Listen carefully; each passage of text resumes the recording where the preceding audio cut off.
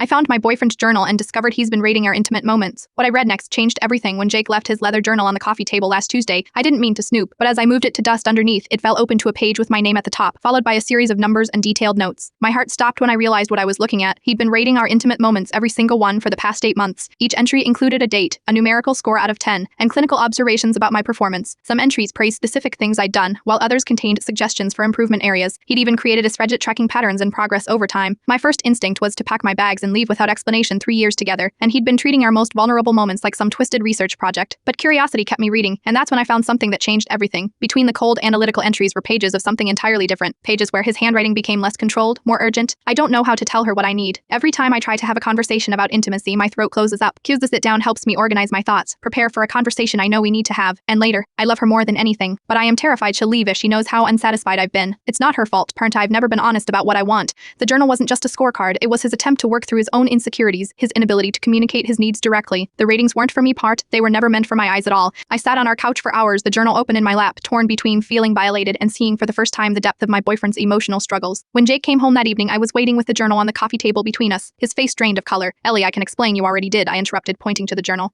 In here, but what I don't understand is why you couldn't just talk to me. What followed was the most honest conversation of our relationship. Jake revealed a childhood where expressing needs was seen as weakness, where his father had mocked him for showing emotion. He'd never learned how to ask for what he wanted, parent, in any aspect of life, not just intimacy. The journal was my therapist's idea, he admitted, a way to identify patterns in my own thoughts. I never meant for you to see it. I won't pretend I wasn't hurt. Part of me still wanted to walk away, but another part recognized something profound. Here was a man trying, in its broken way, to be better, not just for himself, but for us. That night we didn't touch each other. Instead, we talked until sunrise, parrot, about desires, boundaries, and the courage it takes to be vulnerable. About how intimacy isn't just physical, but about creating a space where both people feel safe enough to ask for what they need. It's been 3 weeks since I found the journal. Jake has started actual therapy, and I've joined him for some sessions. We've created new ways to communicate that don't involve secret ratings or hidden journals. And last night, for the first time, I asked him to rate our connection in the moment out loud. His eyes filled with tears as he said, "This isn't about numbers anymore. Sometimes the most intimate act isn't physical at all. Sometimes it's choosing to stay and rebuild, even when every instinct tells you to run. Sometimes it's recognizing that the person you love is fighting battles you never knew about, parrot, and deciding to fight alongside them instead of against them." The journal is gone now. We burned it together. But what rose from those ashes is something I never expected. A relationship where we're finally brave enough to be honestly, messily human with each other, and that's worth more than a perfect score ever could be.